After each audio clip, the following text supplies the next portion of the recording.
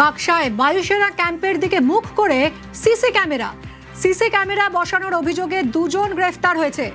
Garage মালিক সহ দুজনকে গ্রেফতার করেছে পুলিশ। সেনা ক্যাম্পের দিকে মুখ করে কেন সিসি ক্যামেরা বসানো হয়েছিল তা জানতে ধৃতদের জেরা পুলিশের। কাকসার বায়ুসেনা ক্যাম্পের দিকে মুখ করে সিসি ক্যামেরা বসানো হয়েছিল গ্যারেজে, দুজনকে গ্রেফতার করেছে পুলিশ।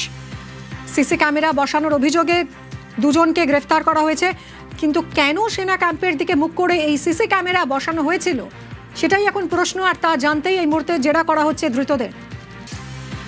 অর্পণ রয়েছে, আরো জানাতে পারবে অর্পণ? দেখো, একেবারেই পানাগড়ের যে বায়ুসেনা ছাউনি রয়েছে ঠিক রাস্তার ওপাশে একটি গ্যারেজ রয়েছে, ঠিক সেখানে কিন্তু দেখা যাচ্ছিল যে একটি পাইপের মধ্যে সিসিটিভি বসানো ছিল এবং সেই সিসিটিভি কিন্তু অপারেট করতে একটি গ্যারেজ থেকেই অপারেট হতো মূলত।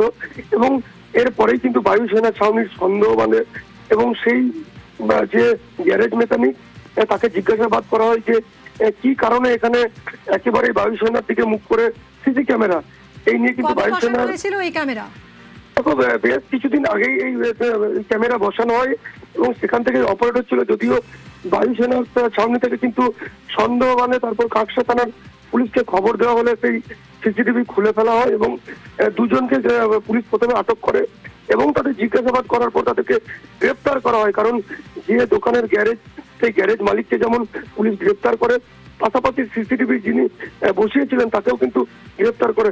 আজ ধৃতদের দুর্গাপুর আদালতে তোলা হবে এবং তাদেরকে পুলিশি হেফাজতে নিয়ে কি কারণে এই সিসি ক্যামেরা সেখানে বসানো হয়েছিল তা সেটাই জিজ্ঞাসাবাদ করা হবে। ধন্যবাদ।